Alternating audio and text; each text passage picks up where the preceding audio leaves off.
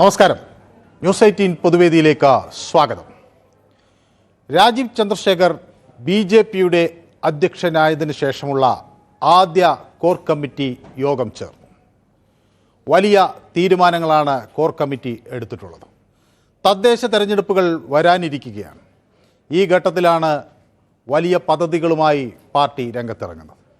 ഇതിലേറ്റവും സുപ്രധാനം കേന്ദ്ര പദ്ധതികൾ സംസ്ഥാനത്ത് നടക്കുന്നതിൻ്റെ ഉത്തരവാദിത്വം BJP ഏറ്റെടുക്കുകയാണ്.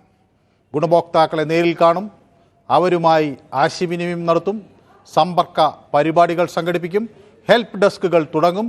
അങ്ങനെ ഗുണഭോക്താക്കൾക്ക് നേരിട്ട് എൻറോൾ ചെയ്യാൻ കഴിയുന്ന രീതിയിലേക്ക് കാര്യങ്ങൾ കൊണ്ടെത്തിക്കും. കേന്ദ്രം നൽകുന്ന പദ്ധതികളെക്കുറിച്ച് പറയും. അങ്ങനെ ജനങ്ങളുമായി അടുത്ത് ഇടപഴകാനാണ് BJP ഇപ്പോൾ തീരുമാനിച്ചിരിക്കുന്നത്. അധ്യക്ഷനെ കേന്ദ്രീകരിച്ച് നിൽക്കുന്നൊരു പാർട്ടിയിൽ നിന്ന് മാറുകയാണ് BJP. എല്ലാവർക്കും ഉത്തരവാദിത്വങ്ങൾ പങ്കിട്ട് നൽകുകയാണ്. അങ്ങനെ വലിയൊരു മാറ്റത്തോടുകൂടി മുഖം മിനുക്കി BJP തദ്ദേശ തെരഞ്ഞെടുപ്പിന് തയ്യാറെടുക്കുമ്പോൾ അതെത്രമാത്രം ഫലം കാണും എന്ന ചോദ്യമാണ് ഇന്ന് പൊതുവേദി ഉന്നയിക്കുന്നത്. എല്ലാവർക്കും പൊതുവേദിയിലേക്ക് സ്വാഗതം.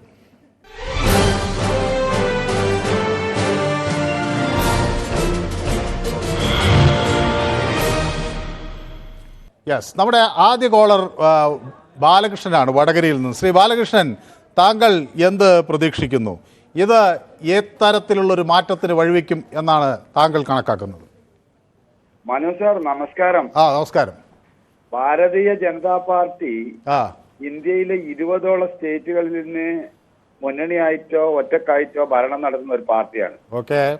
അത് ഇന്ത്യ രാജ്യത്ത് 1980 ഭാരതീയ ജനതാ പാർട്ടി രൂപം കൊണ്ട് എന്റെ അറിവ് ശരിയാണെങ്കിൽ. ശരിയാണ്.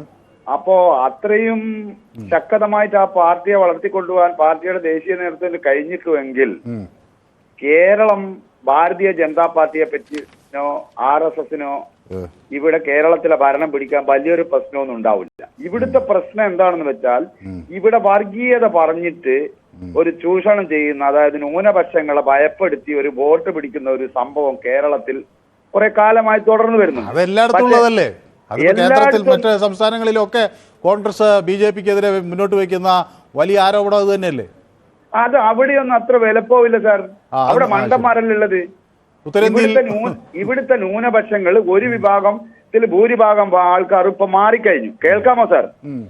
അപ്പൊ അങ്ങ് പറയുന്നത് ഉത്തരേന്ത്യയിലുള്ളവർ ബുദ്ധിയുള്ളവരും കേരളത്തിലുള്ളവർ മണ്ടന്മാരുമാണെന്നാണ്. അതിന് യാതൊരു സംശയമില്ല. അങ്ങനെയാണെങ്കിൽ 35 കൊല്ലം ബംഗാൾ ഭരിച്ചപ്പോ അവിടെ ബുദ്ധിയുള്ളതായതുകൊണ്ടാണ് കമ്മ്യൂണിസ്റ്റ് പാർട്ടി അധികാരത്തിൽ വന്ന ഇപ്പൊ ബുദ്ധി പറഞ്ഞു പോയതാ.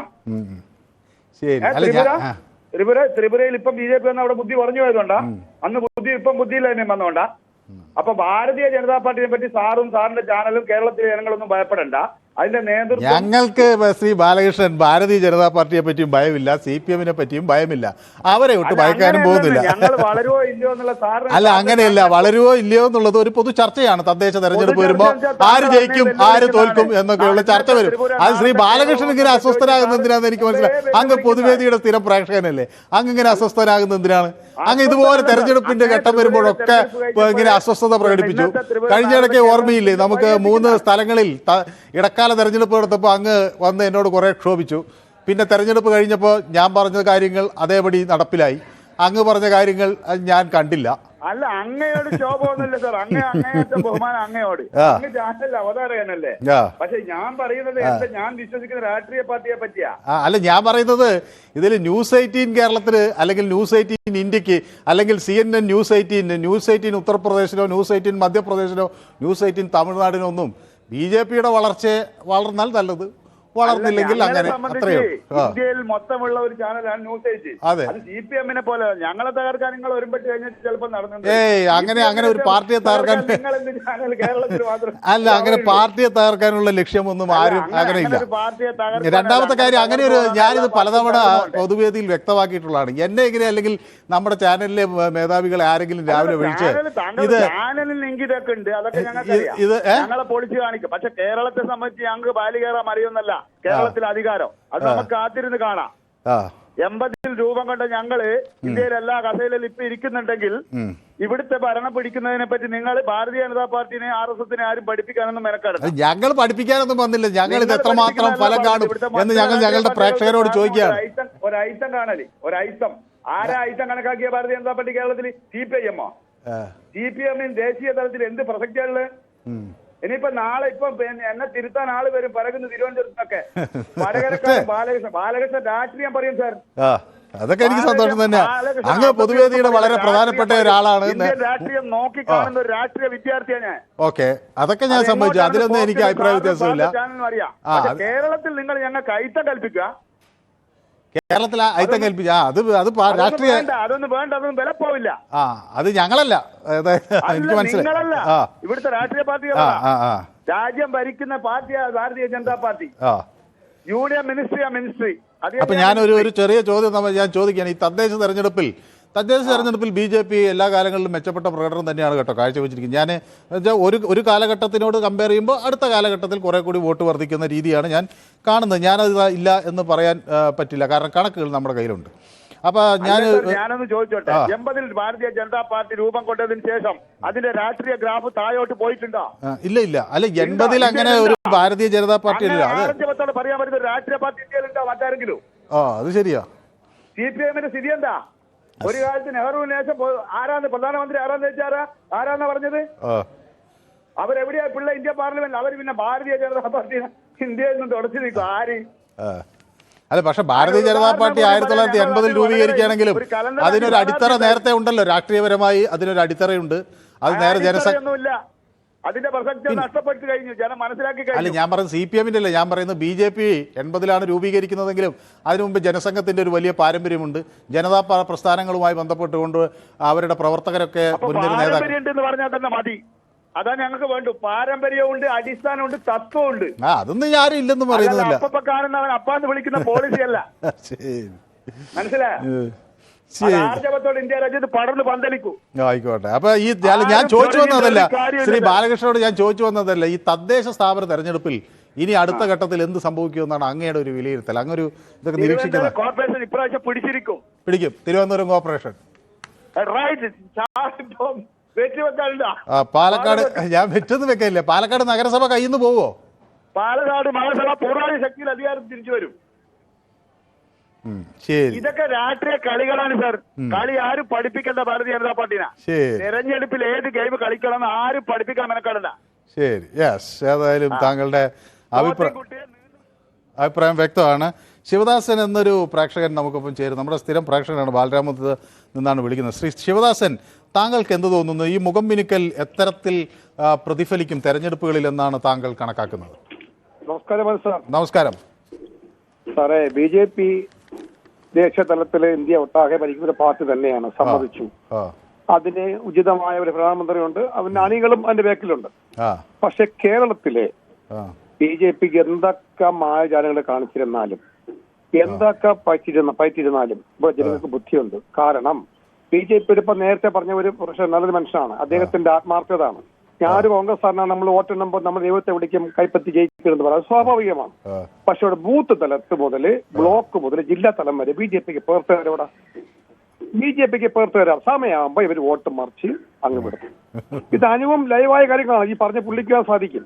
അങ്ങനെ ഇരിക്കുമ്പോ ഇപ്പൊ ചന്ദ്രശേഖർ മാറി, ഇപ്പൊ സുരേന്ദ്രനെ മാറ്റി, അങ്ങനെ മാർഗവര് വന്നു. അപ്പൊ കുറച്ച് BI ഇവിടെ ഗ്രൂപ്പുകളുണ്ട്, എല്ലാം ഉണ്ട്, സംഭവിച്ചു. പിന്നെ വേറൊരു കാര്യം പറയേണ്ടത്, BJP മനസ്സിലാക്കേണ്ട ഒരു കാര്യം, ഇന്ത്യ ആദ്യത്തെ പ്രധാനമന്ത്രി ജവഹർലാൽ നെഹ്റുവിന്റെ സ്ഥാനത്ത് ആളാണ് AKG എന്നൊരു മഹാമനുഷ്യൻ. AKG അദ്ദേഹം ഇരുന്ന അന്ന് അങ്ങ് രാജ്യസഭ അംഗമായാണ് അവിടുത്തെ പ്രതിപക്ഷ നേതാവായത് അല്ലേ? ആ ഇരുന്ന സ്ഥലത്ത് അന്ന് നെഹ്റുവും കോൺഗ്രസുകാരും അദ്ദേഹം സംസാരിക്കുമ്പോൾ ഒരു മുട്ടുസൂചി പോലും അവിടെ വീഴുന്ന നമുക്ക് കേൾക്കാമായിരുന്നു. ആ ചട്ടമുള്ള ആ സ്ഥലത്ത് ഇന്ന് ഒരു MLA ഒരു MP-യോ ആര് വന്നാലും പാർലമെന്റിലോ അസംബ്ലിയിലോ സംസാരിക്കാൻ പാടില്ല, ചോദ്യങ്ങൾക്ക് മാത്രമേ മറുപടി പറയാവൂ. മോദി വന്നാൽ അദ്ദേഹത്തിന് എഴുതുന്നുണ്ട് കൈയടിക്കാനും മോദിജിക്ക് വിളിക്കാനും കൊള്ളാം. പക്ഷെ അതേസമയം വേറെ ആക്കൊന്നും പറഞ്ഞുകൂടാ. സ്വന്തം സഹോദരി ആയിക്കോട്ടെ ആരായിക്കോട്ടെ പാർലമെന്റിൽ അത് പാടില്ല, ചട്ടം അങ്ങനെയാണ്. പക്ഷെ അങ്ങനെയാണ് ഒരു MP-യോ ഒരു MLA-യോ മന്ത്രി ചോദ്യം ഉന്നയിക്കുമ്പോൾ എന്തെല്ലാം നമ്മൾ കേൾക്കുന്നു, കൂവാടി കസരടിച്ച് പൊട്ടിക്കുന്നു, കേസരടിച്ചാടുന്നു, കോടതി കേസ് നടക്കുന്നു, ഇത് നിങ്ങൾ കാണുന്നില്ലേ? പക്ഷെ അവിടെ പോലും കോൺഗ്രസിന്റെ ഒരു സഹോദരിയും സഹോദരനെയും അവമാനിക്കുകയും ജനാധിപത്യ ശ്രീകോവിൽ നമ്മൾ ചർച്ച എന്തെന്നാ ഞാൻ ചോദിക്കുന്നത്, ചർച്ചപ്പെട്ട വിഷയം തന്നെയാണ് സാറേ. എന്തെങ്കിലും ഞാൻ ചോദിക്കുന്നത്, കേരളത്തിൽ പുതിയ പ്രസിഡന്റ് വന്നാൽ എന്ത് മാറ്റം സംഭവിക്കും? ട്രിവാൻഡ്രം കോർപ്പറേഷൻ കിട്ടൂല, അതിലേക്ക് ഒരു കോർപ്പറേഷനും കിട്ടില്ല. കുറച്ച് സീറ്റ് കിട്ടും, ഞാൻ കുറിച്ചിട്ടോളണം. കഴിഞ്ഞ പ്രാവശ്യം ഞാൻ പറഞ്ഞതാണ്, ഞാൻ പിന്നെ UDF 19 സീറ്റ്, ഒരു സീറ്റ് LDF എന്ന് പറഞ്ഞു. അതേപോലെ 2 പ്രാവശ്യം വെച്ചിട്ടുണ്ട്. പാലക്കാടും കിട്ടൂല, തിരുവനന്തപുരം കിട്ടില്ല, ഒരു സ്ഥലത്തും കിട്ടില്ല. അവിടെ ഇവിടെ 1-2 കുറച്ച് പഞ്ചായത്തോ എല്ലാം കിട്ടും, അല്ലെ അധികാര സ്ഥാനത്തിലേക്ക് അത് കിട്ടില്ല. അവിടെ കേരളത്തിൽ അസംബ്ലി ഹാള് BJP അവസാനത്തെ ആളാണ് രാജഗോപാൽ. ഇനി അങ്ങോട്ട് പോവയില്ല. പിന്നെ സുരക്ഷ കൈ വെച്ചിരുന്നാ മതി, BJP കൈയും വെച്ചിരുന്നാ മതി, ഇങ്ങോട്ട് എടുക്കണ്ട. ഓക്കെ, വ്യക്തമാണ് താങ്കളുടെ അഭിപ്രായം. ഷിജു നമ്മുടെ സ്ഥിരം പ്രേക്ഷകനാണ്, മേലെടുത്ത് എന്നോട് ചോദിക്കുന്നത് നമ്മുടെ തിലകൻ ചേട്ടൻ എവിടെയാണ്. തിലകൻ ചേട്ടൻ ഇന്ന് വന്ന് പാട്ട് പാടും എന്നാണ് ഷിജു പറയുന്നത്. ജയകുമാർ പൊതുവേദിക്കൊപ്പം ചേർന്നിട്ടുണ്ട്. നമസ്കാരം സാർ, പിന്നെ നല്ല കാര്യം, പക്ഷെ ഒന്നും നടക്കാൻ പോകുന്നില്ല എന്നാണ് ജയകുമാർ പറയുന്നത്. പാർട്ടി വളർന്നില്ല, നേതാക്കന്മാരുടെ ആസ്തി വളർന്നു എന്നാണ് ഇപ്പോൾ അദ്ദേഹം പറയുന്നത്. ഓക്കെ, ഞാൻ അതിലേക്കൊക്കെ വരാം. നമ്മുടെ ഷാജി പത്തനംതിട്ടയിൽ നിന്ന് ചേരുന്നുണ്ട്. ശ്രീ ഷാജി. ഹലോ, നമസ്കാരം. നമസ്കാരം. ശ്രീ ഷാജിക്ക് എന്ത് തോന്നുന്നു? പുതിയ അധ്യക്ഷൻ വന്ന് പറയുന്നത് ഇനി അധ്യക്ഷൻ മാത്രം മാധ്യമങ്ങളെ കാണുന്ന രീതി മാറുകയാണ്.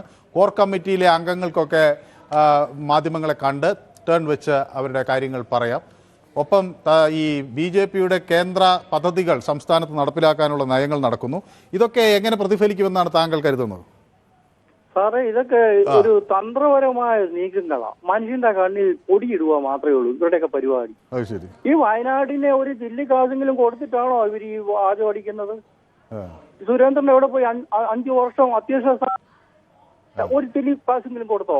ഹെലികോപ്റ്ററിൽ വന്ന് ടാറ്റ കൊടുത്തിട്ട് ഇവര് പുതിയ അധ്യക്ഷനെ കൊണ്ടുവന്നിട്ട് കുറെ ആൾക്കാരെ അങ്ങോട്ട് അവിടെ ഇവിടെയൊക്കെ സെക്രട്ടറി ആക്കിയിട്ട് എന്ത് കൊടുത്തെന്ന് പറയും?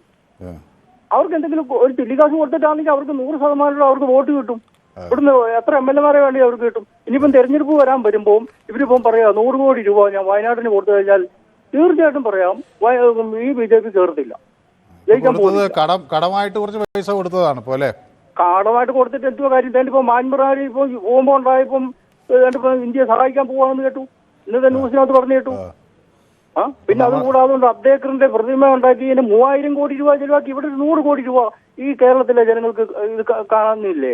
ഈ പ്രധാനമന്ത്രി വന്നിട്ട് ഇത്രയും 9 മാസമായല്ലോ, ഒരു ചില്ലിക്കാശ് ഒരു 10 കോടിയെങ്കിലും കൊടുത്തോ? പിന്നെ എത്ര അധ്യക്ഷ സ്ഥാനക്കാർ വന്നെന്ന് പറഞ്ഞാലും ഇവിടെ ഒന്നും നടക്കാൻ പോകുന്നില്ല. ഓക്കെ, യെസ്, വ്യക്തമാണ് താങ്കളുടെ അഭിപ്രായം. നമ്മുടെ ജോസഫ്, നമ്മുടെ സ്ഥിരം പ്രേക്ഷകൻ KM ജോസഫ്, അദ്ദേഹം നമുക്കൊപ്പം ചേർന്നിട്ടുണ്ട്. അദ്ദേഹം പറയുന്നത് BJP വളരെ സ്ട്രോങ് ആണെന്നാണ് പറയുന്നത്. അവർ ശക്തരാണ്, ആണുങ്ങളും പെണ്ണുങ്ങളും ഒക്കെ BJPക്കകത്തുള്ളവർ എല്ലാം ശക്തരാണ് എന്ന് ജോസഫ് KM പറയുന്നു. അദ്ദേഹം BJPയുടെ ഒരു പിന്തുണയ്ക്കുന്ന ഒരാളാണ് എന്നാണ് ഞാൻ വിചാരിക്കുന്നത്. തോമസ് മാത്തൻ പറയുന്ന അടുത്ത പഞ്ചായത്ത് തെരഞ്ഞെടുപ്പ് CPM-നുള്ള ആദ്യ ഡോസ് ആയിരിക്കും, സ്ത്രീ വിരുദ്ധ സമീപനം ഇവരെ തറപറ്റിക്കും എന്ന് പറയുന്നു. ഓക്കെ, അന്ന് പക്ഷേ അത് സുരേഷ് ഉത്തമൻ അംഗീകരിക്കുന്നില്ല. അർജുൻ MM പറയുന്നു ഓക്കെ, അത് അങ്ങനെ ആരെങ്കിലും തീരുമാനിച്ചാൽ മതിയോ എന്നാണ് ചോദിക്കുന്നത്. മീഡിയ പറയുന്നു ഓക്കെ, യെസ്, കൊള്ളാം. അടുത്ത പ്രേക്ഷകൻ നമ്മുടെ മുഹമ്മദ് മഞ്ചേരിയാണ്. ശ്രീ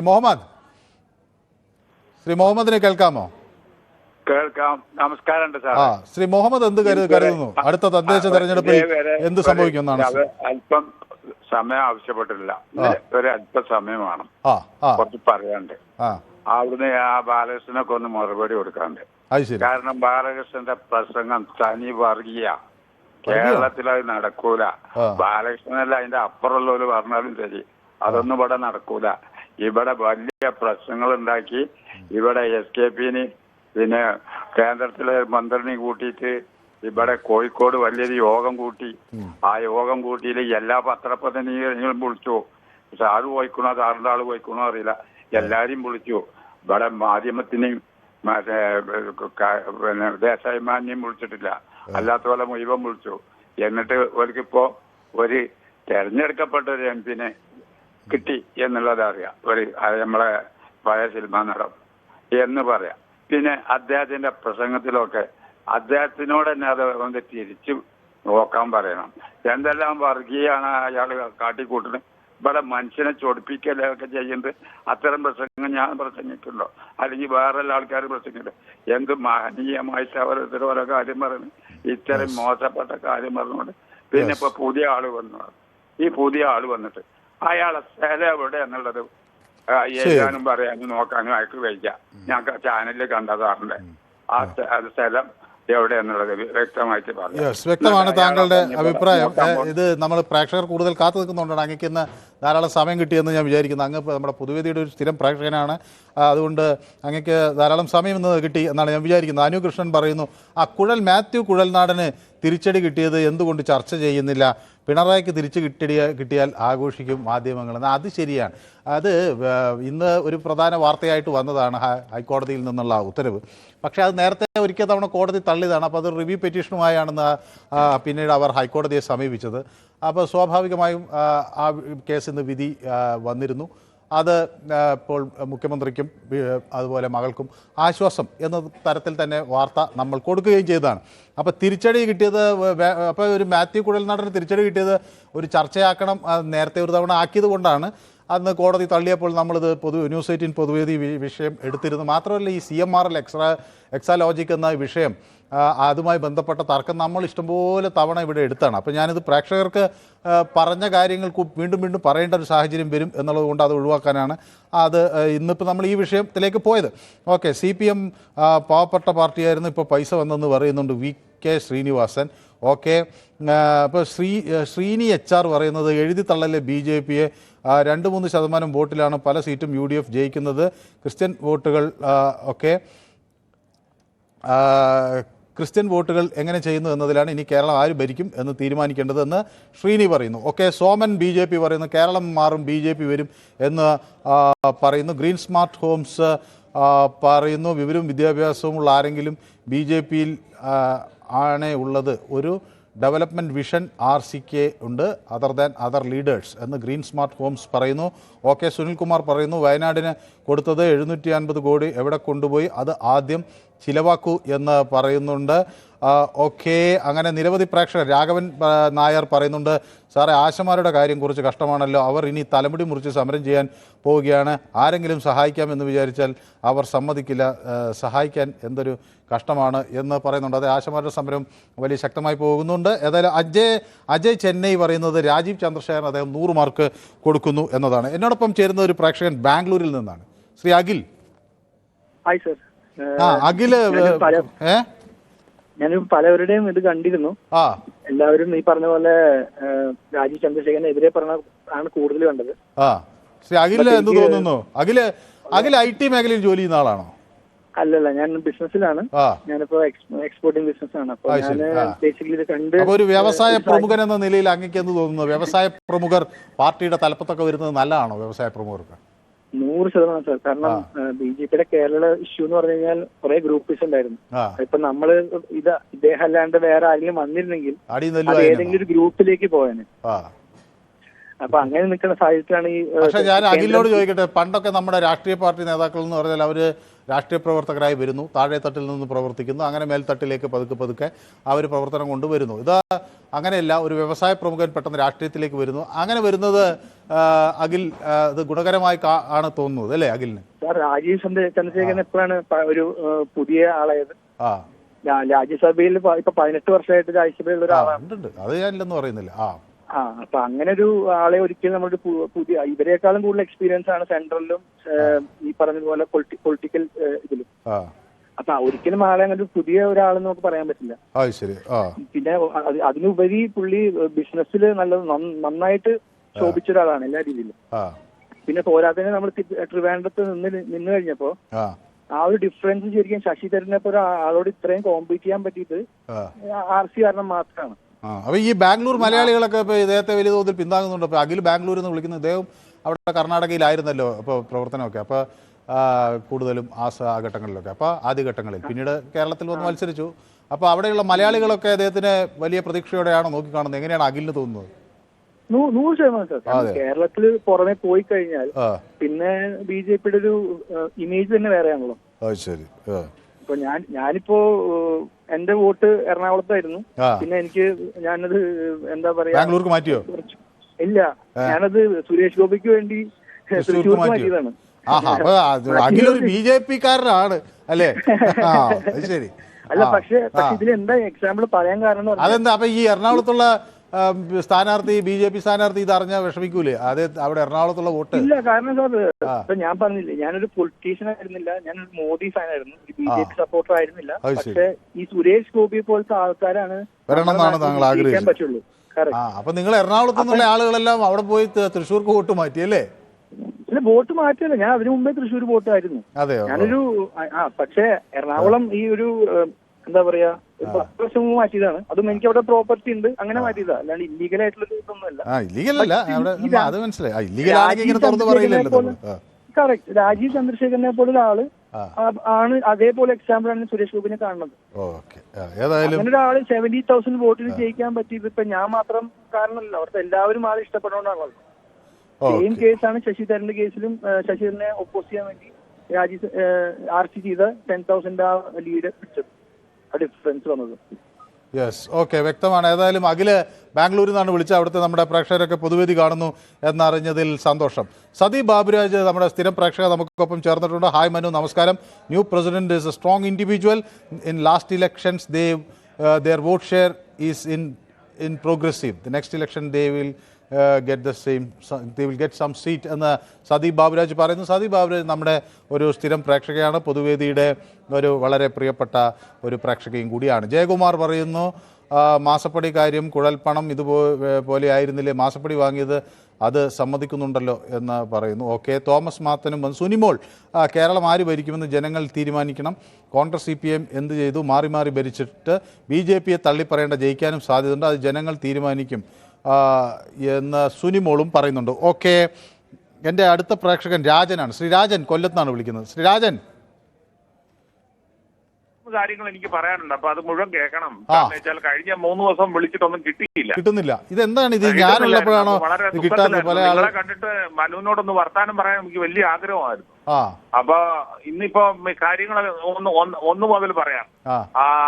രാജീവ് ചന്ദ്രശേഖർ എടുത്തത് വന്നു കയറിയത് വലിയൊരു കാൽവെപ്പാണ്. കാരണം വെച്ചാൽ കേരളത്തിൽ ഇനി എന്തൊക്കെയാ സംഭവിക്കാൻ പോകുന്നതെന്ന് എനിക്ക് തന്നെ അറിഞ്ഞുകൂടാ. കാരണം കേന്ദ്ര പദ്ധതികളൊക്കെ വളരെ നന്നായിട്ട് നടക്കാൻ പോവാണെന്നാണ് കേട്ടത്.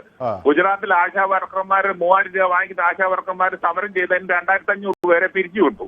അപ്പൊ നല്ല ഒരു പാർട്ടിയാണ്, കേരളത്തിന് ഭരിക്കാൻ പറ്റിയ ഒരു പാർട്ടിയാണ്. ഞാൻ നോക്കിയിട്ട് ഞാൻ ശുഭാപ്തി വിശ്വാസമുള്ള ഒരാളാണ്. ഞങ്ങളുടെ ചിന്നക്കടയിലുള്ള BJPയുടെ നേതാവിനോട് പറഞ്ഞു എനിക്കൊരു മെമ്പർഷിപ്പ് തരണം, 5 രൂപയേ ഉള്ളൂ, ഞാൻ എടുക്കാൻ വേണ്ടിയുള്ള തയ്യാറെടുപ്പിലാണ്. പിന്നെ മൂന്നാമത്തെ കാര്യം, പിന്നെ ആദ്യം വിളിച്ച ആള് പറഞ്ഞു BJP വളരുകയാണ്, 340 സീറ്റുള്ള BJP 240ലേക്ക് താന്നു. പിന്നെ 100 സീറ്റ് അഡ്ജസ്റ്റ് ചെയ്യാൻ 70,000 കോടി ആന്ധ്രയ്ക്കും ബീഹാറിനും കൊടുത്തിട്ടാണ് ഇപ്പം മോദിയുടെ കസേരയുടെ കാലിപ്പം നേരെ നിൽക്കുന്നത്.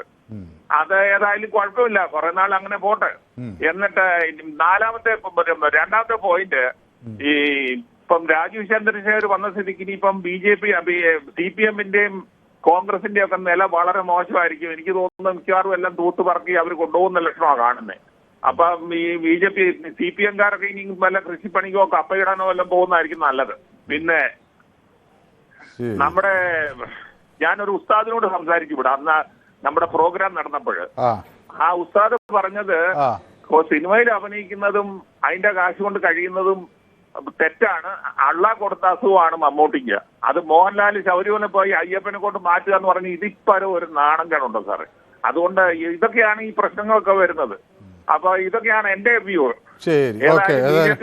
ഭരിക്കട്ടെ. ഏതായാലും കുറച്ച് ദിവസത്തിന് ശേഷം അങ്ങേ കാണാൻ കഴിഞ്ഞതും അല്ലെങ്കിൽ സംസാരിക്കാൻ കഴിഞ്ഞതിൽ സന്തോഷം. ഓക്കെ, നമ്മുടെ കൃഷ്ണൻകുട്ടി മണിമലയിൽ നിന്ന് വരുന്നു. ശ്രീ കൃഷ്ണൻകുട്ടി, അങ്ങിത് വളരെ ഗൗരവത്തോടു കൂടി രാഷ്ട്രീയം നിരീക്ഷിക്കുന്ന ഒരാളാണെന്ന് എനിക്കറിയാം. ഇതിൽ തദ്ദേശ തെരഞ്ഞെടുപ്പ് കേൾക്കാൻ പറ്റിയില്ല. ഇന്നത്തെ വിഷയം എന്താണ്? ഞാൻ നമ്മുടെ ഇന്നത്തെ ഈ തദ്ദേശത്തെ BJP അവരുടെ മുഖം മിനുക്കുകയാണ്. തദ്ദേശ തെരഞ്ഞെടുപ്പുകളിൽ ഒരു വിജയം നേടാനായി അവർ കേന്ദ്ര സർക്കാരിൻ്റെ പദ്ധതികൾ പാർട്ടി ഏറ്റെടുക്കുകയാണ്. അപ്പോൾ അത് താങ്കൾ എങ്ങനെ ഇനി BJPയുടെ ഇപ്പോൾ രാജീവ് ചന്ദ്രശേഖർ പുതിയ അധ്യക്ഷനായി കോർ കമ്മിറ്റി ചേർന്നു, ഇന്ന് അവർ കാര്യങ്ങൾ വിശദമായി ചർച്ച ചെയ്തു, അവർ പുതിയ പദ്ധതികളുമായി വരികയാണ്. താങ്കൾ എങ്ങനെ കാണുന്നു ഈ BJPയുടെ ഒരു മാറ്റം? അവരെ രാഷ്ട്രീയപരമായ വലിയ കുതിച്ചുചാട്ടത്തിന് അവരെ സഹായിക്കുമോ? രാഷ്ട്രീയപരമായ അവർക്ക് കുതിച്ചുചാട്ടം ഉണ്ടെന്നൊക്കെയുള്ള സ്വപ്നങ്ങളിലെ കാര്യമാണ്. അങ്ങനെ ഈ പറയുന്ന കുതിച്ചുചാട്ടമൊന്നുമില്ല. അവർക്കൊരു ലിമിറ്റ് ഉണ്ട്, വളരാവുന്ന ഒരു ലിമിറ്റ് ഉണ്ട്. കാരണം അവരുടെ ഐഡിയോളജി എന്ന് പറഞ്ഞാൽ എല്ലാവർക്കും ചേരാൻ പറ്റുന്ന ഐഡിയോളജി ഉള്ള ഒരു കക്ഷിയല്ല ഈ BJP എന്ന് പറയുന്നത്. അതിൽ ആൾക്കാർക്ക് ചേരാനും അവരെ സപ്പോർട്ട് ചെയ്യാനും അവർക്കുള്ള ആൾക്കാർക്ക് ലിമിറ്റ് ഉണ്ട്. ആ ലിമിറ്റിലുള്ള ആൾക്കാർ മാത്രം അവരോട് കൂടും, ബാക്കിയുള്ളവർ കൂടില്ല. അവരെത്ര എങ്ങനെയൊക്കെ മുഖം മിനുക്കിയാലും അത് മിനുങ്ങൂല. കാരണം നമുക്കറിയാം നമ്മുടെ രാജ്യം മുഴുവൻ നടന്നുകൊണ്ടിരിക്കുന്ന വർഗീയ കലാപങ്ങളും ഈ പ്രശ്നങ്ങളും എല്ലാം അതിന്റെയൊക്കെ പിന്നിൽ എപ്പോഴും അവരൊക്കെ തന്നെയാ ഉള്ളത്. ഞാനിപ്പോ ഇന്നൊരു സംഗതി ഇപ്പൊ ഇങ്ങനെ കാണുകയായിരുന്നു. അതായത് പണ്ട് ഇ.കെ. നായനാര് മുഖ്യമന്ത്രി ആയിരുന്ന കാലത്ത് വിഴിഞ്ഞത്തൊരു കലാപം പൊട്ടിപ്പുറപ്പെടാനും ഒരു ചെറിയ സംഭവം ഉണ്ടായി. ആ നിമിഷം തന്നെ നായനാര് ഷൂട്ടഡ് സൈഡ് പ്രഖ്യാപിച്ചു. അതുകൊണ്ട് ആ കലാപം ഉണ്ടായില്ല. കലാപം ഉണ്ടാക്കാൻ ചാടി പുറപ്പെട്ടവരൊക്കെ അവര് മാളത്തിൽ വിളിച്ചു. ഈ ഷൂട്ടഡ് സൈറ്റ് പണ്ട് ഗുജറാത്തിൽ പ്രഖ്യാപിച്ചിരുന്നെങ്കിൽ, ആ ഗോത്ര സംഭവത്തിൽ പ്രഖ്യാപിച്ചിരുന്നെങ്കിൽ ആയിരക്കണക്കിന് ആൾക്കാരുടെ ജീവൻ പോവില്ലായിരുന്നു. അതേ കാര്യം മണിപ്പൂരിൽ ചെയ്തിരുന്നെങ്കിൽ അവിടെ ഇത്രയും കുഴപ്പങ്ങൾ ഉണ്ടാവില്ലായിരുന്നു. കാരണം ഈ ഒരു പ്രശ്നം ഉണ്ടായി കഴിയുമ്പോൾ അവര് വിചാരിക്കുന്നത് അവര് അനുകൂലിക്കുന്ന ആൾക്കാര് അവർക്ക് വേണ്ടിയിട്ട് മറ്റുള്ളവരുടെ ജീവൻ പോയാലും കുഴപ്പമില്ല എന്ന് കരുതുന്ന ഒരു പാർട്ടിയാണത്. വ്യക്തമാണ്. ഏതായാലും കുറെ പ്രേക്ഷകർ കൂടി കാത്തു നിൽക്കുന്നതുകൊണ്ടാണ് താങ്കളുടെ പ്രതികരണത്തിൽ കൃത്യതയുണ്ട്.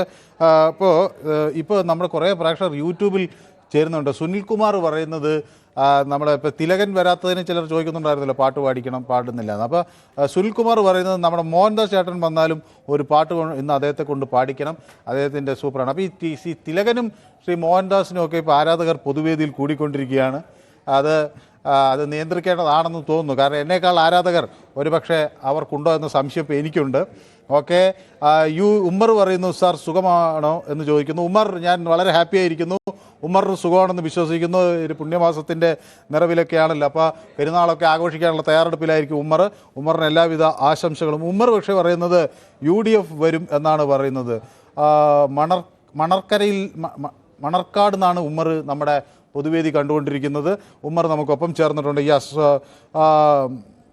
ഗോത്ര ആര് ചെയ്തു എന്ന് ചോദിക്കുന്നു വിതീഷ് ലാൽ.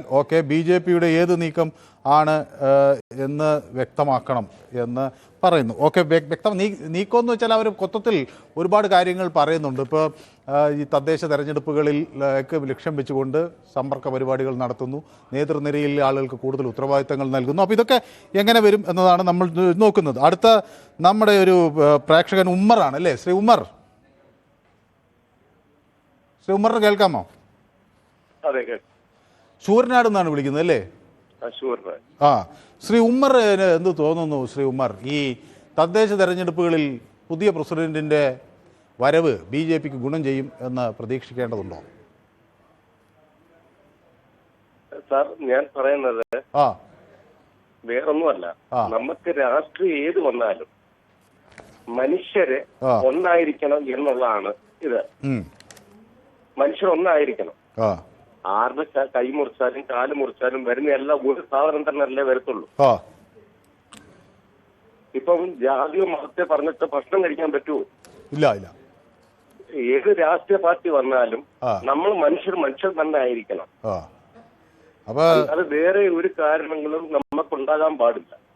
അല്ലാതെ നമ്മൾ ഈ പറയുന്ന പോലെ ഈ ഒരാളെ കുറ്റപ്പെടുത്തിയിട്ടോ മറ്റൊരാളെ മറ്റൊന്ന് പറഞ്ഞിട്ടോ ഒന്നും കാര്യമില്ല. രാഷ്ട്രീയം വേണം. മനുഷ്യരൊന്നായിട്ട് തന്നെ പോകണം മുന്നോട്ട്. ഇപ്പൊ ഈ തൊഴിലുറപ്പിൽ പോകുന്നവരായാലും മറ്റവരായാലും CPIക്കാരായാലും CPM-കാരായാലും കോൺഗ്രസ്സുകാരായാലും BJPക്കാരായാലും എല്ലാം ഒരേ അവരിരിക്കുമ്പോ ഒന്നല്ലേ കിട്ടുന്നത്. വ്യക്തമാണ് താങ്കളുടെ അഭിപ്രായം. ഏതായാലും കൃത്യമാണ്. അനൂപ് ലാൽ പറയുന്നത് നല്ല ലീഡേഴ്സ് വന്നാൽ BJPക്ക് ജനം വോട്ട് ചെയ്യും എന്ന് അനൂപ് ലാൽ പറയുന്നു. സന്തോഷ് കുമാർ എനിക്ക് നമസ്തേ എന്നൊക്കെ പറയുന്നുണ്ട്. മനു സാറേ നമസ്തേ എന്ന് സന്തോഷ് കുമാർ പറയുന്നുണ്ട്. സന്തോഷ് കുമാറിനും എൻ്റെ നമസ്കാരങ്ങൾ.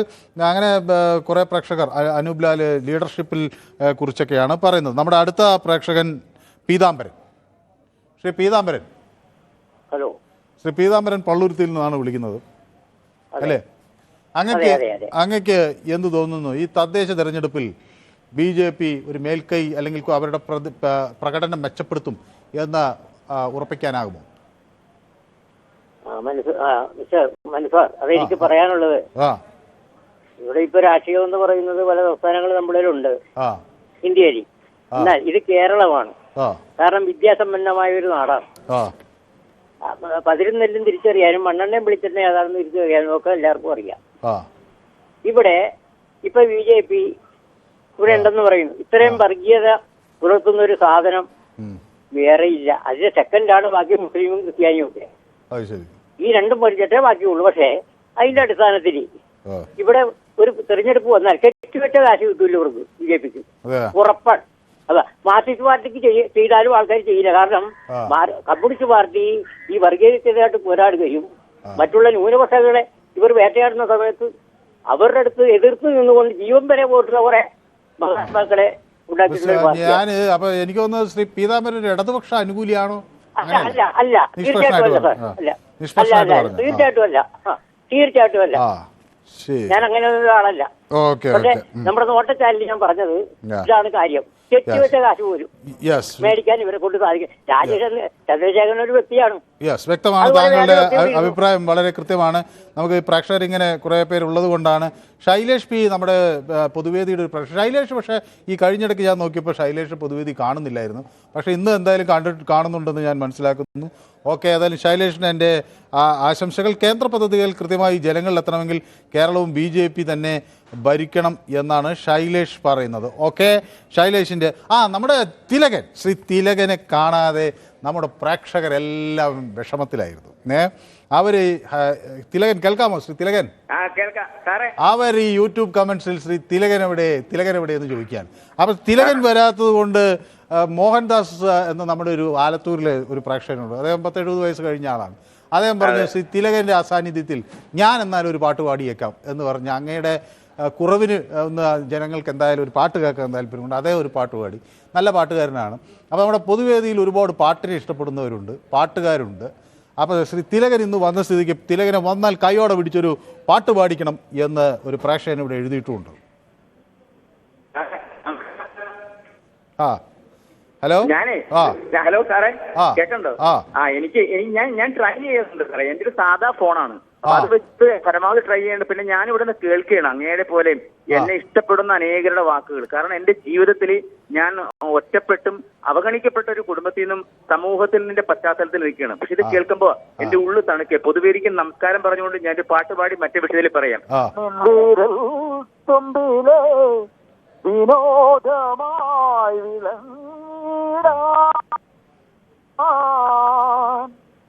നിന്റെ ഇഷ്ടഗാനമെന്ന പേരിലൊന്നറിഞ്ഞിടാൻ നിന്റെ നെഞ്ചിലെ രാഗമെങ്കിലും ഒറ്റക്കമ്പിനാദം മാത്രം മോളും വീണാഗാനം ഞാൻ.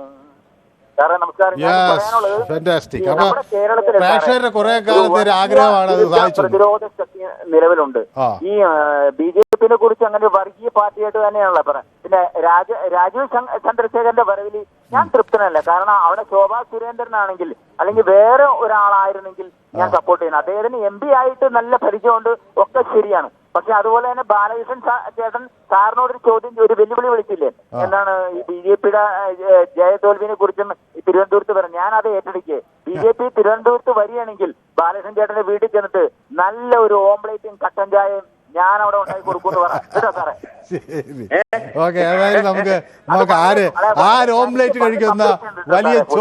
പൊതുവേദിയിലാണ് എനിക്ക് ഇങ്ങനെ ഒരു തണുപ്പ് കിട്ടിയിരിക്കുന്നത്, ഹൃദയത്തിന്റെ തണുപ്പ്. അത് എന്നും പൊതുവേദിയോട് കൂടെ ഇരിക്കും. എന്റെ പ്രേക്ഷകർക്ക് നന്ദി പറയുന്നു.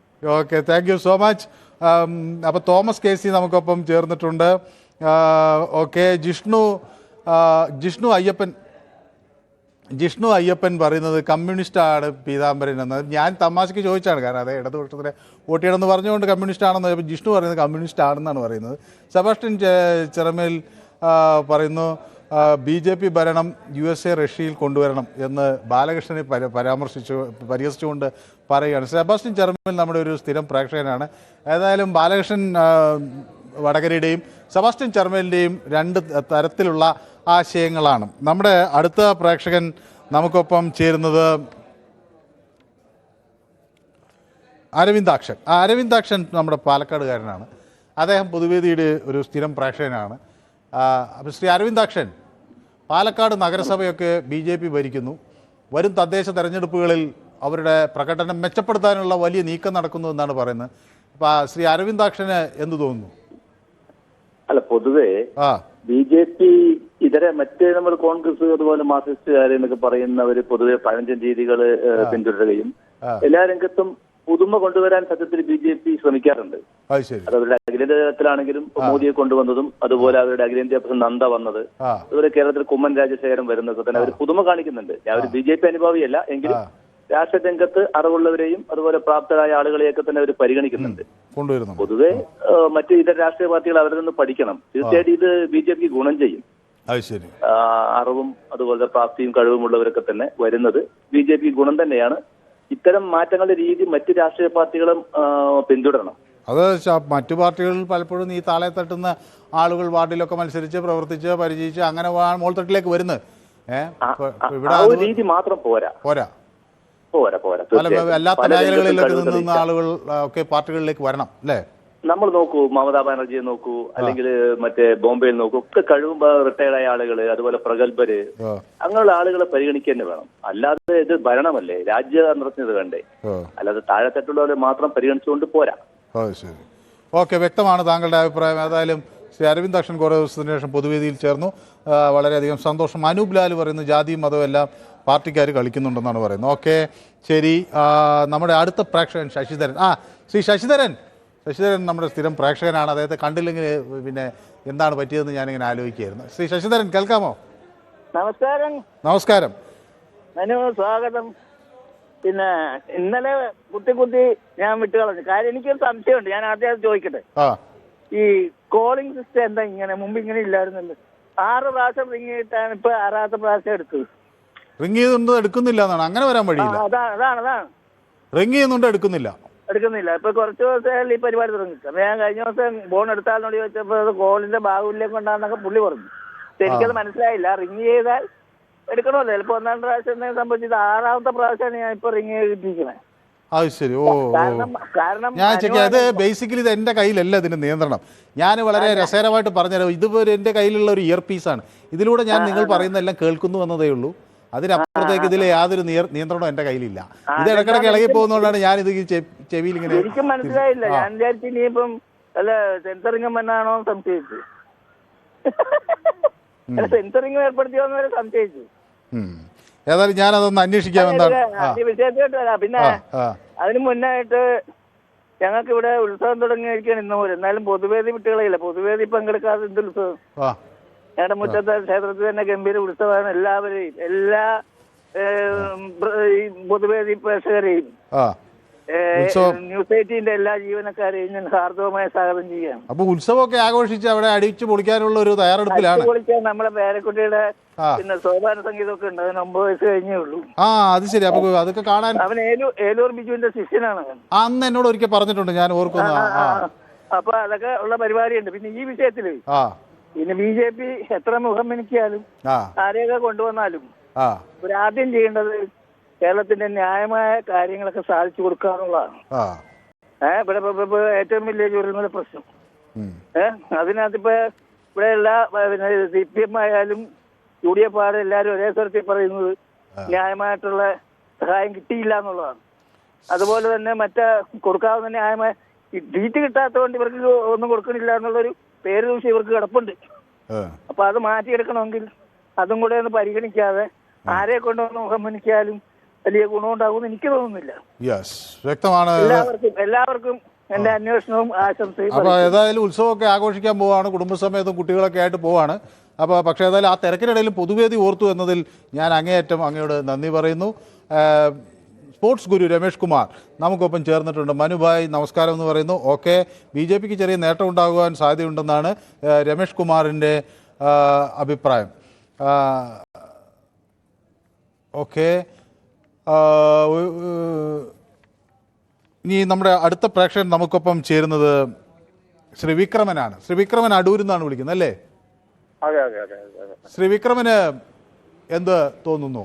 ഈ രാഷ്ട്രീയ സാഹചര്യം കേരളത്തിൽ തദ്ദേശ തെരഞ്ഞെടുപ്പിൽ എന്തെങ്കിലും മാറ്റമുണ്ടാകുമെന്ന് ശ്രീ വിക്രമൻ പ്രതീക്ഷിക്കുന്നുണ്ടോ? നമസ്കാരം സാറേ. നമസ്കാരം. പിന്നെ എനിക്ക് പറയാനുള്ളത്, സ്വപ്നം കാണാൻ എനിക്കും വലിയ താല്പര്യമുണ്ട് ഇന്ത്യൻ പ്രധാനമന്ത്രിയായ കൊള്ളാമെന്ന് എന്ന് പറഞ്ഞതുപോലെ. അപ്പൊ ഞാൻ ചോദിക്കുന്നത്, ശ്രീ വിക്രമന് അങ്ങനെ ഒരു താല്പര്യം ഉണ്ടോ പ്രധാനമന്ത്രി ആയാൽ കൊള്ളാമെന്ന്? സാറേ എനിക്ക് സ്വപ്നം കാണുന്നതിന് എന്താ കുഴപ്പം? സ്വപ്നത്തിൽ അങ്ങനെ കാണാറുണ്ടോ എന്ന് ചോദിക്കുന്നത്. ഉണ്ട്. അയ്യോ തീർച്ചയായിട്ടും ഉണ്ട്. അപ്പൊ അത് എന്തുകൊണ്ടാണ് ഈ പ്രധാനമന്ത്രി ഇടക്കിടയ്ക്ക് ഇങ്ങനെ വിദേശ രാജ്യങ്ങളിലൊക്കെ പോവുകയും അവിടുന്ന് വലിയ അംഗീകാരമൊക്കെ കിട്ടുമ്പോൾ അതുപോലെ തനിക്കും കിട്ടിയാൽ കൊള്ളാമെന്ന് തോന്നുന്നതുകൊണ്ടാണോ അതോ ജനങ്ങളെ സേവിക്കാനുള്ള അതിയായ ആഗ്രഹം കൊണ്ടാണോ? തീർച്ചയായിട്ടും പറയാം. എന്താണെന്ന് ചോദിച്ചാല് വടകരയെ പോലെ ഉള്ളവർക്ക് സ്വപ്നം കാണാം. ഇതുപോലെ ഞാൻ പറഞ്ഞതുപോലെ സ്വപ്നം കാണാം. അതാണ് എനിക്ക് അതിനെ പറ്റി ഇവിടെ പഴയ വീഞ്ഞ് പുതിയ കുപ്പിയിലാക്കിയത് പോലെ സുരേന്ദ്രനെക്കാട്ടി വലിയ പിന്നെ കേരളത്തെ സംബന്ധിച്ച് സുരേന്ദ്രനാണ് BJP ഏറ്റവും വലിയ നേതാവ്. അത്രയൊന്നും ഒരു വ്യവസായിയായ ചന്ദ്രശേഖരനൊന്നും കേരളത്തിലൊന്നും ആകത്തില്ല. കഴിഞ്ഞ ഇലക്ഷനിൽ സുരേന്ദ്രൻ പറഞ്ഞ് 35 സീറ്റുണ്ട് ഞങ്ങൾ ഭരിക്കുമെന്നാണ് പറഞ്ഞത്. 35 സീറ്റ് പോയിട്ട് 3 സീറ്റ് വന്നാൽ ശബരിമല പോയി പ്രശ്നം ഉണ്ടാക്കിയ പിന്നെ സ്ത്രീകൾ വനിതകൾ ഉണ്ടായിരുന്നെങ്കിൽ ഇവർക്ക് 3 സീറ്റ് കിട്ടിയേനി. അവർ പോലും അവരെ ഒഴിഞ്ഞു. അതുകൊണ്ട് ഇവരുടെ സ്വപ്നം കാണലല്ലാതെ BJP കേരളത്തിൽ ഒന്നും ചെയ്യാൻ പോകുന്നില്ല. തദ്ദേശ സ്വയംഭരണ സ്ഥാപനങ്ങളിലും പിടിക്കത്തില്ല. ഉള്ളത് പന്തളം പോവും, പാലക്കാട് പോകാൻ പിടിക്കുക. അപ്പോഴാ പറഞ്ഞ ഞങ്ങൾ തിരുവനന്തപുരം പിടിക്കുമെന്ന്. എന്തോന്നാ സാറേ പറയുന്നത്? മനുഷ്യൻ എന്നിട്ട് പറയാ ഈ പന്തളത്ത് എന്ത് സംഭവിക്കുന്ന വിക്രമൻ കരുതുന്നത്? ഈ അടൂരിൽ അവിടെ അടുത്തല്ലേ പന്തളം? വലിയ ദൂരമില്ലല്ലോ. അവിടെ എന്ത് സംഭവിക്കുമെന്നാണ് താങ്കൾ കരുതുന്നത്? അതന്നെ തന്നെയല്ല സാറേ ആ പറഞ്ഞ ആള് പറഞ്ഞാണ് കേരളത്തിലെ ആൾക്കാർ ബുദ്ധി. അല്ല, ഞാൻ ചോദിക്കുന്ന പന്തളത്തെ ശ്രീ വിക്രമൻ, പന്തളത്ത് എന്തായിരിക്കും രാഷ്ട്രീയ സാഹചര്യം എന്നാണ് വിക്രമൻ? രാഷ്ട്രീയ സാഹചര്യം സാറേ അവിടെ അടുത്ത വർഷം LDF വരും. അത് യാതൊരു തർക്കവുമില്ല. LDF വരും, ഒരു തർക്കവുമില്ല. അത് പിന്നെ ഞാൻ ഈ പറഞ്ഞു വന്നത് പിന്നെ സ്വപ്നം കാണാവുന്നല്ലാതെ ഒരു രക്ഷയില്ല. ഇവിടെ കേരളത്തിൽ ഒരു സീറ്റ് അവർ പിടിക്കാൻ പോകുന്നില്ല. കേരളത്തിൽ അതികൊള്ളൊന്നും അല്ല സാറേ. കഴിഞ്ഞ വർഷം അത്രയും പ്രശ്നം ഇപ്പൊ ഇല്ലല്ലോ. അവര് പറഞ്ഞ പുതിയ കക്ഷികൾ വന്നിട്ട് എല്ലാ കാര്യങ്ങളും ഞങ്ങൾ അടുത്ത താഴെ തട്ടുപോലെ എന്തോ സാറേ ചൂരൽമല മുണ്ടക്കൽ ദുരന്തത്തിൽ ഒരു പൈസ പോലും കൊടുക്കത്ത കുറച്ച് കടം കൊടുത്തു കടം. അത് പറഞ്ഞെന്തോ ഞങ്ങൾ 259 കോടി ഞങ്ങൾ തന്നു എന്നാ BJPക്കാർ പറഞ്ഞത്. എന്തോ കടം കൊടുത്തു. ഞാൻ ബാങ്കിൽ പോയി ലോൺ എടുക്കുന്നത് പോലെയാണ് ഈ നടക്കുന്നത്. ഇവരാ പറയുന്നത് ഞങ്ങൾ കേരളം പിടിക്കും, ഞങ്ങൾ കേരളം നന്നാക്കുമെന്ന് പറഞ്ഞു. വെറുതെ സാറേ വെറും സ്റ്റണ്ട് പറയുന്നല്ലാതെ എന്ത് ചെയ്യാനാ? എനിക്കതേ പറയാനുള്ളൂ. ഓക്കെ, വ്യക്തമാണ് താങ്കളുടെ അഭിപ്രായം. ജിഷ്ണു പറയുന്നത് മോദിയെ അറിയാം എന്ന് പറയുന്നു എന്നും അദ്ദേഹം ശക്തനായ നേതാവാണ് എന്നും പറഞ്ഞു. അതിൽ ഇന്ത്യക്കാരനെന്ന നിലയിൽ ഞാൻ അഭിമാന നിമിഷമായിരുന്നു എന്ന് പറയുന്നു. ഓക്കെ, ഞാൻ ഇവിടെ തായ്വാനിൽ ആണ് ഉള്ളത്. എവിടെ ലോക്കലായിട്ട് സാധാരണക്കാർക്ക് പോലും മോദിയെ അപ്പോൾ ഈ ജിഷ്ണു തായ്വാനിലായിട്ടോ ഇരുന്നാണ് കേട്ടോ പൊതുവേദി കാണുന്നത്. ഞാൻ ഇതെന്താ എവിടെയാണ് ഈ സ്ഥലം? നമ്മുടെ കേരളത്തിലെ ഏതോ സ്ഥലമെന്ന് വിചാരിച്ച് തായ്വാൻ എന്നാണ് എഴുതിയിരിക്കുന്നത്. പക്ഷേ അതിങ്ങനെ എഴുതിയപ്പോൾ ഇത് കേരളത്തിലെ ഏതോ സ്ഥലത്തിരുന്ന് കാണുമെന്നാണ് വിചാരിച്ചു. അപ്പോൾ തായ്വാനിലൊക്കെ നമുക്ക് പൊതുവേദിക്ക് പ്രേക്ഷകരുണ്ട്. അപ്പോൾ നമ്മുടെ സ്വാഭാവികമായും തിലകൻ്റെ പാട്ടിനും നമ്മുടെ മോഹൻദാസ് ചേട്ടൻ്റെ പാട്ടിനുമൊക്കെ തായ്വാനിലും മലയാളികൾ ആസ്വാദകരുണ്ട് എന്നാണ് ഇപ്പോൾ എനിക്ക് മനസ്സിലാകുന്നത്. ഓക്കെ, ജിഷ്ണു അവിടെ ഇരുന്ന് പറയുന്നു മോദി അവിടെ എല്ലാവർക്കും അറിയാം എന്നാണ് പറയുന്നത്. ഒരു ദിവസം ബസ് സ്റ്റോപ്പിൽ നിൽക്കുമ്പോൾ ഒരു തായ്വാനീസ് സിറ്റിസൺ ഞാൻ ഇന്ത്യയിൽ നിന്നാണ് വരുന്നത് എന്ന് മനസ്സിലാക്കിയപ്പോൾ മോദിയെ അറിയാം എന്ന് പറഞ്ഞു. അത് ശക്തനായ നേതാവാണ് എന്നൊക്കെ അദ്ദേഹം പറഞ്ഞു എന്നാണ് പറയുന്നത്. ഓക്കെ, ശരി. പിന്നെ സ്മിത നമ്പ്യാർ നമുക്കൊപ്പം ചേർന്നിട്ടുണ്ട്. സ്മിത ഹലോ എന്നൊക്കെ എന്നോട് പറയുന്നു. ഹലോ എന്നാണോ ഹോ എന്നാണോ പറയുന്നതെന്ന് എനിക്കറിയില്ല. ഓ എന്നാണ് എഴുതിയിരിക്കുന്നത്. ഏതായാലും ഹലോ സ്മിതയ്ക്ക് ഞാൻ ഹലോ പറയുന്നു. ജിഷ് നമുക്കൊപ്പം ചേർന്നിട്ടുണ്ട്. ജിഷ് നമ്മുടെ സൂപ്പർ എന്നൊക്കെ പറയുന്നുണ്ട്. പൊതുവേദിയെ അഭിനന്ദിക്കുകയാണ് എന്നാണ് ഞാൻ വിചാരിക്കുന്നത്. ജിഷിനും എൻ്റെ അഭിപ്രായങ്ങൾ. Okay, yes. നമ്മുടെ അടുത്ത കോളർ വരുന്നത് പിന്നെ വർഗീസ് പെരുമ്പാവൂരിൽ നിന്നാണ്. ശ്രീ വർഗീസ്. ഹലോ. എനിക്ക് പറയാനുള്ള കാര്യം ഞാൻ പറഞ്ഞ നമ്മൾ ഈ ഇത്തരമുള്ളൊരു പരിപാടിയിൽ പാട്ട് എല്ലാവർക്കും ഇഷ്ടമായിരിക്കും. പക്ഷെ പാട്ട് പാടുന്ന ആളെ ഇഷ്ടമായിരിക്കും. പക്ഷെ ഈ പാട്ടിന് ഒരുപാട് പ്രാധാന്യം നമ്മൾ കൊടുത്തു കഴിഞ്ഞാൽ നമ്മൾ പറയുന്ന മറ്റുള്ള ഗൗരവമുള്ള വിഷയത്തിന് പ്രാധാന്യം കുറയില്ലേ എന്നൊരു തോന്നൽ എനിക്ക്. ഇല്ല, അങ്ങനെയല്ല. നമ്മൾ ഗൗരവമുള്ള വിഷയം ഇപ്പൊ വലിയ ആളുകൾ ഇരുന്ന് അങ്ങനെ ഒരുപാട് പാട്ടുകാർ വന്നാത്ത കാര്യമാണ് ഞാൻ പറഞ്ഞത്. ഒരുപാട് പാട്ടുകാരനില്ല, നമുക്ക് 2 പാട്ടുകാരുകൾ. അല്ല ശ്രീ വർഗീസ്, ഇത് കേൾക്കൂ. 2 പാട്ടുകാർ, ഒരു ആൾ പാട്ട് പാടി. ഇത് നമ്മുടെ പൊതുവേദി എന്നത് വൈകുന്നേരം നമ്മൾ ഇങ്ങനെ വളരെ സൗമ്യമായി ഇരുന്ന് ചർച്ച ചെയ്യുന്ന ഒരു കാര്യമാണ്. അല്ലാതെ നമ്മൾ വർഗീസ് അങ്ങോട്ട് പറയുന്നത് കേൾക്കുന്നത് ഞാൻ അല്ല. അതൊക്കെ എനിക്ക് മനസ്സിലായി. കുറ്റപ്പെടുത്തിയതല്ലെന്നല്ല ഞാൻ ഈ പൊതുവേദി എന്തെന്ന് അങ്ങേക്ക് പറഞ്ഞു തരണ്ടേ? അല്ലാതെ അങ്ങ് പിന്നെ ഈ പൊതുവേദി എന്നുകൊണ്ട് നമ്മൾ ഉദ്ദേശിക്കുന്നത് എന്താണ്? അല്ല, ഒരു മിനിറ്റ്. അല്ല, അത് ആ വിഷയം അങ്ങനെയല്ലെന്നേ ശ്രീ വർഗീസ്. ഒരു മിനിറ്റ്, ഇത് കേൾക്കൂ. അങ്ങനെയല്ലെന്ന് കേൾക്കുന്നത്. അങ്ങനെ കേൾക്ക്. ഞാനൊരു കാര്യം കേൾക്കില്ലെന്ന് എന്തിനാ അങ്ങനെ തീരുമാനിക്കുന്നത്? സമയമൊക്കെ കളയാ, കുറച്ച് സമയമല്ലേ. നമ്മളിപ്പോ നാളെ ഇന്ന് വൈകുന്നേരം ലോകം അവസാനിക്കുന്നില്ലല്ലോ. അല്ല, ഞാൻ ഉദ്ദേശിച്ചത് അത് തെറ്റുപറ്റിയെന്ന് ഞാൻ പറയുമ്പോ അത് മറ്റു പ്രേക്ഷകർ കൂടി അതെന്താന്ന് മനസ്സിലാകാൻ വേണ്ടി ഞാൻ വിവരിക്കുന്നേ. അല്ലാണ്ട് ശ്രീ വർഗീസ്, ഇതെന്താണ് ഈ വർഗീസ്? അല്ലാതെ എതിർത്തു എന്നല്ല ഞാൻ പറയണത്. ഇത് കേൾക്കൂ വർഗീസ്, ഇത് ഇത്ര അസഹിഷ്ണുത എന്താണെന്ന് എനിക്ക് മനസ്സിലായി. നമ്മൾ പൊതുവേദി എന്നതുകൊണ്ട് എന്താണ് ഉദ്ദേശിക്കുന്നതെന്ന് വെച്ചാൽ, പൊതുവേദി എന്നത് വൈകുന്നേരം ആളുകൾ കൂട്ടായിരുന്ന് നമ്മൾ ചർച്ച ചെയ്യുകയാണ്. ചർച്ച ചെയ്യുക എന്ന് പറഞ്ഞാൽ നമ്മളിപ്പോൾ ഒരു പൊളിറ്റിക്കൽ ഡിബേറ്റ് നടത്തുന്ന പോലെ വൈകുന്നേരം ആളുകൾ അങ്ങോട്ടും ഇങ്ങോട്ടും കടിച്ചു കീറാൻ വരുന്ന പോലെ അങ്ങനെ ഇരുന്നൊരു പൊളിറ്റിക്കൽ ഡിബേറ്റ് അല്ല. നമ്മളിപ്പോൾ ഒരു സ്ഥലത്ത് വീടിൻ്റെ പരിസരത്തോ അല്ലെങ്കിൽ തൊട്ടടുത്ത് ചായക്കടയിലോ എവിടെയൊക്കെ വൈകുന്നേരങ്ങളിൽ പോയിരുന്ന് നമുക്കുള്ള അഭിപ്രായങ്ങളൊക്കെ തുറന്നു പറയാനൊക്കെ ഉള്ളൊരു സ്ഥലമാണ്. അപ്പോൾ ചില ആളുകൾ അവിടെ ഒരു പാട്ട്, അവർക്ക് കഴിവുണ്ടാവും, അവരൊരു പാട്ട് പാടും, അത് കേൾക്കാൻ ഇഷ്ടംപോലെ. കേൾക്കുന്ന ഇത്ര അസഹിഷ്ണുത എനിക്ക് മനസ്സിലാകാത്ത ഇത്ര അസഹിഷ്ണുത എന്താണെന്ന് പൊതുവേദി ഏറ്റവും അധികം എതിർക്കുന്നത് ഈ അസഹിഷ്ണുതയാണ്. മറ്റൊരാൾ പറയുന്നത് കേൾക്കാൻ സമയം നഷ്ടപ്പെടുന്നത്. ആയിക്കോട്ടെ, അങ്ങേക്ക് അത്ര തിരക്കുള്ള ആളാണോ ഞാൻ അറിയാതെ ചോദിക്കാം. എന്നാ അതുകൊണ്ട് 2 മിനിറ്റ് ഞാൻ പറയുന്നതും കൂടി അങ്ങോട്ട് കേൾക്കുന്നേ. ഇതെന്താണ് ഇത്രയും എനിക്ക് മനസ്സിലാകാത്തത്? അതേ ഞാൻ പറഞ്ഞത്. അപ്പൊ പലതരം ആളുകളുണ്ടാവും. അപ്പൊ ചിലപ്പോൾ പൊതുവേദിയിൽ വന്നിട്ട് ഒരു ദിവസം ദാസൻ കണ്ണൂർ എന്ന് പറഞ്ഞ ഒരു പ്രേക്ഷകൻ, അദ്ദേഹം ബസ്സിൽ പോകുമ്പോൾ അവിചാരിതമായി ബസ്സിന് തൊട്ടടുത്ത സീറ്റിലിരുന്ന ഒരാളുമായി തർക്കിച്ചൊരു അനുഭവം പറഞ്ഞു. വേറെയാൾ ചിലപ്പോൾ വേറെ അനുഭവങ്ങൾ പറയും. അത് ചിലപ്പോൾ ഈ ടോപ്പിക്കുമായി യാതൊരു ബന്ധവുമില്ലാത്തായിരിക്കും. ചിലർ 2 ദിവസം മുമ്പ് വിളിച്ചിട്ട് കിട്ടാത്തതുകൊണ്ട് ആ അഭിപ്രായം ഇന്ന് ഇതിൽ പറയും. അപ്പൊ ഇത് അങ്ങനെ ഒരു ഫോർമൽ ചർച്ചയല്ല. അതാണ് ഇത്. ഞാനിത് അങ്ങയോട് മാത്രമല്ല, ഇത് മുഴുവൻ പ്രേക്ഷകരോട് പറയാൻ വേണ്ടിയാണ് പറയുന്നത്. പക്ഷെ ഇത് അങ്ങ് കേൾക്കുന്നില്ല എന്നുള്ളതിന്റെ സംഭവിക്കുന്നതെന്ന് വെച്ചാൽ എനിക്ക് പറയാൻ പറ്റുന്നില്ല. അപ്പൊ നാളെ അടുത്തൊരു പ്രേക്ഷകൻ വിളിച്ച് ഇതേ ഒപ്പീനിയൻ തന്നെ പറയും. അദ്ദേഹത്തിന് ചിലപ്പോൾ പെട്ടെന്ന് പറയാൻ താല്പര്യം ഉണ്ടാവും. അങ്ങനെയല്ല, അങ്ങനെ അല്ല. ഇത് കേൾക്കൂ, നിങ്ങളൊന്ന് കേൾക്കുന്നു. ഇത്ര അസഹിഷ്ണുത എന്താ ഇതിൽ എനിക്ക് മനസ്സിലാവുന്നില്ല. അപ്പോൾ ഇത് അതിൽ ഒരാൾ ഒരു കൂട്ടത്തിൻ്റെ അടുത്ത് ഒരു പാട്ട് പാടി. വേറൊരാൾ ഒരു ദിവസം വന്നിട്ട് എന്നോട് പറഞ്ഞു അദ്ദേഹം 70 വയസ്സ് കഴിഞ്ഞവരുടെ ഒരു കായിക മത്സരത്തിൽ പങ്കെടുത്തു, വിജയിച്ചു എന്ന്. അത് ഈ പൊതുവേദിയെ സംബന്ധിച്ച് നമുക്ക് പല അഭിപ്രായ വ്യത്യാസമുള്ളവരാണ്. പക്ഷേ അത് നമ്മുടെ കൂട്ടായ ഒരു നേട്ടമായിട്ടാണ് നമ്മൾ പറയുന്നത്. വേറൊരാൾ ഒരു ദിവസം വന്ന് പറഞ്ഞു അദ്ദേഹത്തിൻ്റെ വീട്ടിൽ ഒരു അപകടം ഉണ്ടായി ഇതുണ്ട്. വേറൊരാൾ അദ്ദേഹത്തിന് പറ്റിയ അപകടം പറഞ്ഞു. ഇതൊക്കെ എല്ലാവരും അങ്ങോട്ടും ഇങ്ങോട്ടും നമ്മൾ കാണാത്തവർ തമ്മിൽ. അല്ലെങ്കിൽ ഇവിടെ പൊതുവേദിക്ക് ഒരു ആങ്കറുടെ ആവശ്യമുണ്ട്. ടെലിഫോൺ വരുന്നു, കണക്ട് ചെയ്യുന്ന ഒരാൾക്ക് 5 മിനിറ്റോ 4 മിനിറ്റോ സമയം കൊടുക്കുന്നത് കട്ട് ചെയ്ത് ഓട്ടോമാറ്റിക്കലി ഒരു AI മെഷീൻ ഇവിടെ ഇൻസ്റ്റാൾ ചെയ്യാൻ പറ്റില്ലേ? അതുകൊണ്ടല്ല. ഒരു സംവാദം എന്ന് പറയുന്നത് ഒരു സൗഹാർദ്ദമാണ്, ഒരു കൂട്ടായ്മയാണ്. ആ കൂട്ടായ്മയിലേക്കാണ് ശ്രീ വർഗീസിനെ കൂടി ഞാൻ ക്ഷണിക്കുന്നത്. എന്റെ പൊന്ന് വർഗീസിനെ അതിങ്ങനെ വല്ല സ്കൂൾ കുട്ടികളെ ക്ലാസ്സിൽ പിടിച്ചിരുത്തി ബെല്ലടിക്കാൻ ഇറങ്ങുമ്പോൾ ഓടുന്ന ഓട്ടമാണ് എനിക്ക് കാണുന്നത്. അതിൽ അങ്ങ് പറയും. ഈ 100 കണക്കിന് ആളുകൾ ഈ ഫോൺ എടുത്ത് കുത്തിക്കൊണ്ടിരിക്കുക. അവർക്ക് ഇത് കേൾക്കുമ്പോൾ ഒരു നിരാശ ഉണ്ടാവും. അതെ, അതുണ്ടാവും. അപ്പൊ നമുക്ക് വാട്സപ്പിലുണ്ട്, അല്ല യൂട്യൂബിൽ കമന്റ് ചെയ്യാം. അതുകൊണ്ട് നമുക്ക് അതിപ്പോ എന്റെ ശ്രീ വർഗീസ് ഇതിൽ എന്താന്ന് വെച്ചാല് നമുക്കിപ്പോ ഈ 1 മണിക്കൂർ മുഴുവൻ ഫോൺ അറ്റൻഡ് ചെയ്തുകൊണ്ടിരുന്നാലും നമുക്ക് 10-20 കോളുകൾ അറ്റൻഡ് ചെയ്യാൻ പറ്റും, അല്ലെങ്കിൽ 30 കോൾ അറ്റൻഡ് ചെയ്യാൻ പറ്റും.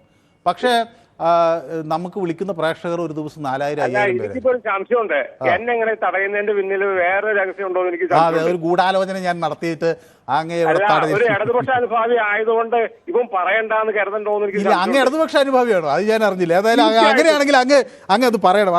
അപ്പൊ ഞാൻ അത് ഇടതുപക്ഷ അനുഭാവിയെ കാത്തിരിക്കുകയായിരുന്നു. എന്താണ് ഇടതുപക്ഷം BJP നോക്കി കാണുന്നത്? BJP ഞാൻ എങ്ങനെ നോക്കി കാണുന്ന വെച്ചാൽ അവര് ആകെ ഒരു MLA കേരള നിയമസഭയിൽ കയറി തൊട്ടടുത്ത് തെരഞ്ഞെടുപ്പ് അവർക്ക് തിരിച്ചു കൊണ്ടുവരാൻ കഴിഞ്ഞില്ല. ഇപ്പൊ സുരേഷ് ഗോപി വന്നു. പാലക്കാട് ജില്ലയിലെ എറണാകുളം ജില്ലയിലുള്ളവരെ 6 മാസങ്ങൾക്ക് മുമ്പ് അവിടെ കൊണ്ടുപോയി താമസിപ്പിച്ചു. പിന്നെ അങ്ങനെ ഇങ്ങനെയൊക്കെ പറഞ്ഞ് കുറച്ച് ശതമാനം പറഞ്ഞല്ലേ കുറച്ച് വോട്ട് കിട്ടി. അത് കണ്ട് അഹങ്കരിക്കാനൊന്നുമില്ല. നിയമസഭയിൽ അവർ കയറൂല. പഞ്ചായത്തിൽ അവിടെ കുറച്ച് സീറ്റുകൾ കിട്ടും, അത് കിട്ടാറുമുണ്ട്. പക്ഷെ നിയമസഭയിൽ അവർക്ക് കിട്ടുന്നത് വലിയൊരു പൂജയായിരിക്കും. അപ്പൊ അവര് പ്രതീക്ഷിക്കുന്നു തിരുവനന്തപുരം കോർപ്പറേഷൻ പിടിക്കും. ഇപ്പൊ തിരുവനന്തപുരത്ത് എല്ലാ കാലത്തും BJP കുറച്ച് സ്വാധീനമുണ്ടെന്ന് നമുക്കറിയാലോ. പക്ഷെ കോർപ്പറേഷന്റെ വോട്ട് വരുമ്പോ അവർക്കൊന്നും കിട്ടാറില്ല. ഭരണം കിട്ടാറുണ്ടോ? 2ാം സ്ഥാനത്ത് വരാറുണ്ട് കാര്യം. പക്ഷെ ഭരണം കിട്ടണ്ടോ? കിട്ടില്ല. അതുപോലെ അവർക്ക് നിയമസഭയിലേക്ക് വരുമ്പോ ജനങ്ങൾ എല്ലാം വർഗീയമായി ജാതീയമായി ചിന്തിക്കുന്ന ഒരു രാഷ്ട്രീയ പാർട്ടി BJP. അവരിവിടെ വരുമ്പോ നോക്ക്, ഇപ്പൊ അവര് മുസ്ലിങ്ങൾ അവിടെ ഇത് കൊടുക്കുന്നു. അവർക്ക് മാത്രം അങ്ങനെയാണോ? പാവപ്പെട്ടവരല്ലേ കൊടുക്കേണ്ടത്? ജാതി നോക്കിയാണോ കൊടുക്കേണ്ടത്? മുസ്ലിങ്ങളോ ഹിന്ദുക്കളോ ക്രിസ്ത്യാനിയോ പാവപ്പെട്ടവർക്ക് നോക്കിയല്ലേ കൊടുക്കണ്ടേ? അപ്പൊ എന്തിനും ജാതിപത ചിന്തകൾ അവരെ കടന്നുകൂടും. കേരള ഭരണം അവർക്ക് കിട്ടിക്കഴിഞ്ഞാൽ നാശിപ്പിച്ച് നാറാണക്കല്ല് ഉറപ്പിക്കും. ഇപ്പൊ ഇവര് മറ്റൊരു അങ്ങോട്ട് പറഞ്ഞാൽ അങ്ങോട്ട് നമുക്ക് അത്രയും കോൺഗ്രസ് LDF വന്നു കഴിഞ്ഞാൽ അത്രയും വലിയ വിഷയമല്ല. BJP കേരളത്തിൽ വന്നു കഴിഞ്ഞാൽ സർവനാശമായിരിക്കും. അല്ല, അങ്ങ് പക്ഷേ ഇടതുപക്ഷ അനുഭാവിയല്ലേ, അപ്പൊ കോൺഗ്രസ് വന്നാൽ ശരിയെന്ന് പറയാൻ സമ്മതിക്കാൻ പറ്റും? അങ്ങനെയല്ല, കോൺഗ്രസ് വന്നാൽ കുറച്ച് അഴിമതി അവർ കുറെ തമ്മിൽ അഴിമതി കുറച്ച് കാണിച്ചോട്ടെ, കുഴപ്പമില്ലെന്നാണ്. ഡൽഹിയിട്ട് ഓടും, തിരിച്ചു വരും. അവരങ്ങനെ 5 കൊല്ലം നമുക്ക് തമാശ ഉണ്ടാക്കി തരും. പക്ഷെ BJP വന്നു കഴിഞ്ഞാൽ അതല്ല, അതിന്റെ അപ്പുറത്ത് കളികളുണ്ടാവും. ശരി. അപ്പോൾ ഏതായാലും ശ്രീ വർഗീസുമായി വളരെ വിശദമായി സംസാരിച്ചതിൻ്റെ അതിലൊരു സന്തോഷം. അങ്ങ് ഇടതനുഭാവിയാണെന്ന് സത്യത്തിൽ എനിക്ക് അറിയില്ലായിരുന്നു കേട്ടോ. അനുഭാവിയാണെന്ന് അറിഞ്ഞില്ലെങ്കിൽ നേരത്തെ തന്നെ അങ്ങേക്ക് നമുക്ക് തർക്കത്തിലേക്ക് കടക്കാം, അല്ല ഈ വിഷയത്തിലേക്ക് കടക്കാമായിരുന്നു. ഏതായാലും അങ്ങ് ഇവിടെ അങ്ങയുടെ അഭിപ്രായം വ്യക്തമാക്കിയിരിക്കുന്നു. നമുക്ക് അടുത്ത Shri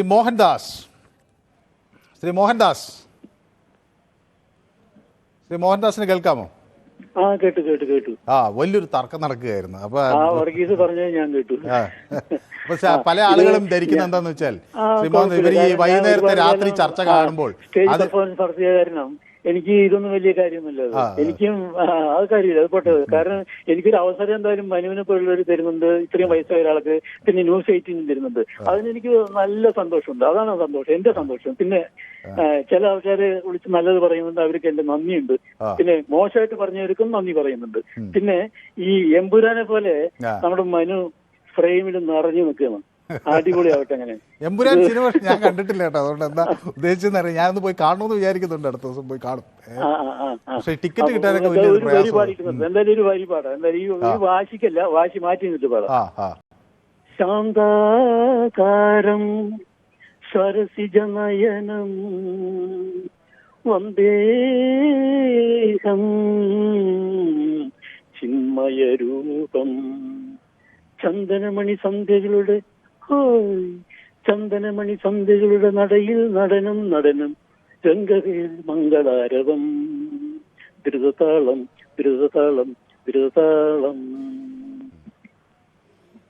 thank you so much. ഏതായാലും ഈ നമുക്ക് ഇടയ്ക്ക് ഒരു പാട്ടും ചില നർമ്മ സംഭാഷണങ്ങളും ഒക്കെ ആവുമ്പോഴാണ് അത് പാട്ട്.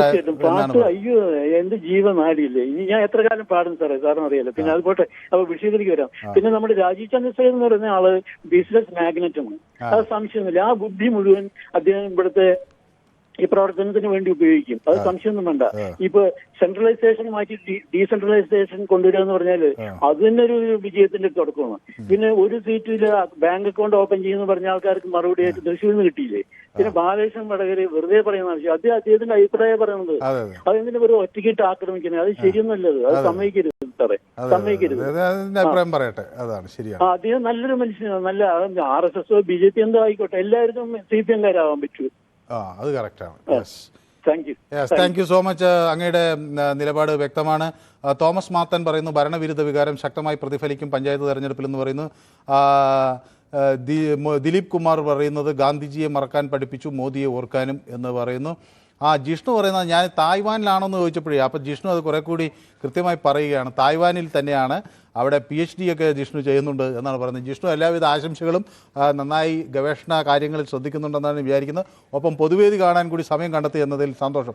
തായ്വാനിലൊക്കെ നമുക്ക് പ്രേക്ഷകരുണ്ട് എന്ന് പറയുന്ന ഒരു സന്തോഷം തന്നെ. ഓക്കെ, ഇതിൽ സ്പോർട്സ് ഗുരു പറയുന്നത് ഞാൻ ഈ അനാവശ്യമായി തർക്കിച്ച് ഊർജ്ജം കളയരുതെന്നാണ്. 4 to 5 ഒരു ഹിറ്റ് പ്രോഗ്രാമാണ് ന്യൂസ് 18 എന്ന് സ്പോർട്സ് ഗുരു പറയുന്നു. ശിവദാസൻ കരോളി പറയുന്നു എൻ്റെ പ്രധാനമന്ത്രി എൻ്റെ അഭിമാനം എന്ന് പറയുന്നു. പ്രദീപ് കുമാർ നമുക്കൊപ്പം ചേർന്നിട്ടുണ്ട്. പ്രദീപ് കുമാർ ഗുഡ് ഈവനിങ് എന്ന് പറയുന്നുണ്ട്. ഓക്കെ, ഇത് വിഴിഞ്ഞം കലാപത്തിൽ 4 ക്രിസ്ത്യാനികൾ കൊല ചെയ്യപ്പെട്ടിട്ടുണ്ട്. കമ്മ്യൂണിസ്റ്റ് അന്ധത ബാധിച്ച ആളുകളോട് ഇത് പറഞ്ഞു കൊടുക്കണം, പത്രം വായിക്കാനെന്നൊക്കെയാണ് അദ്ദേഹം പറയുന്നത്. ഓക്കെ, അന്ന് DGP ആയിരുന്ന ജേക്കബ് പൊന്നൂസിൻ്റെ പുസ്തകം വായിച്ചാൽ അതിൽ നിന്ന് മനസ്സിലാകും എന്നും പറയുന്നുണ്ട്. നടന്ന കാര്യങ്ങൾ എല്ലാം 2019 മാതൃഭൂമിയിൽ ഒരു പ്രോഗ്രാമായി വന്നിരുന്നുവെന്ന് അദ്ദേഹം പറയുന്നു. ഓക്കെ, അപ്പോൾ ജിയോവയെ കുറേ ദിവസമായല്ലോ കണ്ടിട്ടെന്ന് ഞാൻ വിചാരിക്കായിരുന്നു. ജിയോവ ഇന്ന് നമുക്കൊപ്പം നമുക്കൊപ്പം ചേർന്നിട്ടുണ്ട്. ഓക്കെ, പെരുമ്പാവൂർ കാരൻ ചേട്ടൻ ഇപ്പോഴും എൽദോസ് കുന്നപ്പള്ളി അല്ലേ MLA സാജു പോളിനെ ഒതുക്കിയത് കൊണ്ടാണോ നിങ്ങൾ ഇപ്പോൾ 10 വർഷമായി തോറ്റു നിൽക്കുന്നത്? ഞാനും ഒരു പെരുമ്പാവൂരുകാരനാണ് എന്ന് പറയുന്നുണ്ട്. ഓക്കെ, ബാബു നായർ കേരളത്തിലെ കേന്ദ്ര പദ്ധതികൾ നടപ്പിലാക്കുന്നതിന് സർക്കാർ വരണം, ഇപ്പോൾ നടക്കുന്നത് CPM-ന്റെ തോന്നിയവസമാണ് എന്നും പറയുന്നു. ഓക്കെ, ഉണ്ണികൃഷ്ണൻ നമുക്കൊപ്പം കാത്തു നിൽക്കുന്നു, പോത്തങ്കോടുന്നു. ശ്രീ ഉണ്ണികൃഷ്ണൻ, പറഞ്ഞോളൂ. കഷ്ടമെന്ന് ആലോചിച്ചോടെ എത്ര സമയമെന്നറിയാം ഈ കാര്യം വെച്ചോണ്ടിരിക്കാൻ തുടങ്ങിയിട്ട്. ആണോ, എത്ര സമയമായി? പിന്നെ നിങ്ങളെ ഓഫീസിന്റെ 1 കിലോമീറ്റർ ഇപ്പുറത്തിരുന്നാണ് ഈ ഞാൻ സമ്മതിച്ചു, അതെനിക്കറിയാം. അങ്ങ് പോത്തങ്കോട് എന്ന് പറയുന്നത് നമ്മുടെ ഓഫീസിന് അടുത്തുള്ള സ്ഥലമാണ്. പോത്തങ്കോടല്ല, ഞാൻ പോത്തങ്കോട് എന്ന് പറയണമെങ്കിലും എന്റെ വൈഫ് ഹൗസ് എന്ന് പറയുന്നത് സൈനിക് സ്കൂളാണ്. അത് ശരി. അപ്പൊ കുറെ കൂടെ സൈനിക് സ്കൂളിന്റെ 3 മിസൈൽ ഇരിക്കുന്നത് നിങ്ങൾ കണ്ടിട്ടുണ്ടെങ്കിൽ നിങ്ങൾക്ക് മനസ്സിലാവും. അത് ശരി. അപ്പൊ കുറെ എത്ര നേരമായി ടെലിഫോണിൽ കാത്തു നിൽക്കുന്നത്? ഞാൻ അങ്ങനെ അത് അറിയാൻ വേണ്ടി ചോദിച്ചാ. നിങ്ങള് ആവശ്യമില്ലാത്ത ചുമ്മാ കയറി കാട് കയറി പുള്ളിക്കാരനായിട്ട് ഉടക്കി, പുള്ളിക്കാരനാണെങ്കിൽ എന്ത് പറഞ്ഞും പോയി, അബദ്ധം പറ്റിയും പോയി, ഇനി ഊരിക്കൊണ്ട് പോകാനും പറ്റില്ല, ആരും സമ്മതിക്കില്ല. അല്ല, അങ്ങനെ ഒരു അഭിപ്രായം വേണ്ട ആളുകൾക്ക് എന്താണെന്ന് അവർക്കൊരു എന്ത് പറയാ അഭിപ്രായങ്ങൾ വായി തോന്നിയ കോതയ്ക്ക് പാട്ടെന്ന് പറയും പോലെയല്ലേ ഓരോരുത്തർ അഭിപ്രായങ്ങൾ പറയുന്നത്. ചോദിക്കുന്നതൊന്ന് പറയുന്നത് വേറൊന്ന്. ഇപ്പൊ അവർക്ക് BJP, ഞാൻ BJP കാരനൊന്നും അല്ല, നിങ്ങൾക്ക് തോന്നുന്നതാണ്. ഞാൻ ഒരു വെറും നിഷ്പക്ഷനായിട്ടുള്ള ഒരാളാണ്. വ്യക്തിക്ക് എനിക്ക് തോന്നുന്നു, ഞാൻ അങ്ങനെ തോന്നുന്നു പറഞ്ഞില്ലല്ലോ. അല്ല, ഞാൻ പറയുന്നത് ഈ ആവശ്യമില്ലാതെ ഈ അവരൊക്കെ ഓരോരുത്തർ നമ്മൾ ഇന്നത്തെ ചോദ്യത്തിന് അനുസരിച്ചുള്ള ഇതല്ല ഇന്ന് മിക്കുള്ളവരും കാട് കയറി പറഞ്ഞുകൊണ്ട് പോകുന്നത്. കാര്യം പിന്നെ പ്രത്യേകിച്ച് BJP എന്തെങ്കിലും ചെയ്യുന്നു എന്ന് കേട്ടാൽ തന്നെ ഇവര് അങ്ങ് തുടങ്ങിയാണ്, എല്ലാവരും അങ്ങ് തുടങ്ങിയാണ്. BJP ഇവിടെ എന്തോ പിന്നെ എല്ലാം കൊണ്ടുപോയാണൊക്കെയാണ് സംസാരിക്കുന്നത്. ഏത് രാഷ്ട്രീയ കക്ഷിയായാലും ജനങ്ങളുടെ ഇടയിലേക്ക് ഇറങ്ങി വരാനായിട്ടുള്ള ഏത് നല്ല കാര്യം ചെയ്താലും ജനങ്ങൾ സ്വീകരിക്കുന്നേ, അതിലൊരു സംശയം വേണ്ട. കാര്യം എന്ന് പറഞ്ഞാൽ പ്രത്യേകിച്ചും ഈ അഴിമതിയും ഇത് പിന്നെ നാണംകെട്ട തമ്മിത്തല്ലും ഇതെല്ലാം കണ്ടും മടുത്ത കേരളമാണ്. നമുക്ക് തന്നെ അറിയാം, കോൺഗ്രസ് ആയാലും കമ്മ്യൂണിസ്റ്റ് ആയാലും ഇവിടെ എന്താണ് ചെയ്യണമെന്നുള്ളതൊക്കെ നമുക്കറിയാം. ഇപ്പൊ ഒരു തമ്മിൽ ഭേദം തൊമ്മനെന്ന് പറഞ്ഞ കണക്ക് അഹങ്കാരം മണ്ടയ്ക്ക് പിടിച്ചില്ലെന്നുണ്ടെങ്കിൽ ഇവർ കൊണ്ടുവരുന്ന ഏത് കാര്യമായാലും നമ്മള് പിന്നെ കേരളത്തിൽ ജനങ്ങൾ സ്വീകരിക്കാനും ഒരു സംശയവും വേണ്ട. ഞാനൊക്കെ ജനിക്കുന്ന കാലത്തൊക്കെ BJP പോയിട്ട് ബി പോലും ഇല്ലായിരുന്നു. ഇപ്പൊ അങ്ങനെയൊന്നും അല്ല. പിന്നെ ഓരോരുത്തർ ചോദിക്കുന്നതായിട്ട് പിന്നെ അവിടെ പിടിക്കുമോ ഇവിടെ പിടിക്കുമോ എന്ന്. ഈ അവിടെ ഇവിടെ ഇത്രയും പിടിച്ചു വെച്ചിരിക്കുന്നതൊന്നും നേരത്തെ ഒന്നും ഇല്ലായിരുന്നു. ഈ കൊണ്ടുവന്ന പാർട്ടികളെല്ലാം ഈ 1-2 പാർട്ടി കഴിഞ്ഞാൽ ബാക്കിയുള്ള പിന്നെ പാർട്ടികളൊന്നും ഈ ഇന്ത്യ മുഴുവനും ഇവര് പിന്നെ ജനിച്ചപ്പോഴേ കൊണ്ടുവന്നതൊന്നും ഈ പാർട്ടിയൊന്നും ഈ സീറ്റുകളൊന്നും കൊണ്ടുവന്നതല്ല. നമ്മുടെ സമയം അതിക്രമിച്ചുകൊണ്ട് ഏതായാലും ശ്രീ ഉണ്ണികൃഷ്ണൻ പോത്തങ്കോടിനും ആവശ്യത്തിന് സമയം കിട്ടിയെന്നാണ് ഞാൻ വിചാരിക്കുന്നത്. രാക്കു പറയുന്നു, പ്രീണന രാഷ്ട്രീയം നടത്തുന്ന കോൺഗ്രസിനെയും CPM-നെയും എത്രയോ ഭേദമാണ് BJP എന്ന് പറയുന്നു. MA കാർത്തികേയൻ വന്ന് പ്രാതൽ കഴിച്ചതിന് ഗുണം കിട്ടി എന്ന് പറയുന്നുണ്ട്. ഓക്കെ, യെസ്, വ്യക്തമാണ്. ഏതായാലും നിറയെ പ്രേക്ഷകർ അവരുടെ അഭിപ്രായങ്ങളുമായി മുന്നോട്ട് പോകുന്നുണ്ട്. ഈ വിഷയങ്ങൾ യൂട്യൂബിലും പ്രേക്ഷകർക്ക് മുന്നിൽ ചർച്ച ചെയ്തു. കാരണം BJP വലിയൊരു മാറ്റത്തിന് തയ്യാറെടുക്കുമ്പോൾ അത് അവർ പ്രതീക്ഷിക്കുന്ന തലത്തിൽ അതിൻ്റെ പ്രതിഫലനം ഉണ്ടാകുമോ? കേന്ദ്ര പദ്ധതികൾ അവർ കേരളത്തിൽ നടക്കുമ്പോൾ അത് പാർട്ടി വഴി നടത്താൻ ശ്രമിക്കും എന്നവർ പറയുന്നു. അതൊക്കെ ഫലപ്രാപ്തിയിലെത്തുമോ? അത് പ്രായോഗികമാണോ എന്ന വലിയ ചോദ്യം ഞങ്ങൾ പ്രേക്ഷകർക്ക് മുന്നിൽ വെച്ചു. അപ്പോൾ ആ പ്രേക്ഷകർ പറയുന്നത് ഈ BJP-യുടെ ഈ നീക്കം പ്രായോഗികമാണ് എന്ന നിലപാട് 75% പേർ എടുക്കുന്നു. അപ്പോൾ രാജീവ് ചന്ദ്രശേഖരന് കാര്യമായ പിന്തുണയുണ്ടെന്നാണ് ഇന്നത്തെ പോളിൽ നിന്ന് വ്യക്തമാകുന്നത്. പക്ഷേ 25% പേർ അദ്ദേഹത്തോട് വിയോജിക്കുന്നുണ്ട് കേട്ടോ. ഏതായാലും ഇന്നത്തെ പൊതുവേദി ഇവിടെ സമാപിക്കുന്നു. നാളെ വലിയ വിഷയങ്ങളുമായി നമുക്ക് വീണ്ടും കാണാം. ഒപ്പം നമുക്കിതുപോലെ കൂട്ടായി ഇരുന്നു കൊണ്ട് ഒരു നർമ്മത്തിൻ്റെ, സ്നേഹത്തിൻ്റെ, സാഹോദര്യത്തിൻ്റെയൊക്കെ ഭാഷയിൽ വീണ്ടും സംവദിക്കാം. ഇന്നത്തെ പൊതുവേദി ഇവിടെ സമാപിക്കുന്നു. നന്ദി, നമസ്കാരം.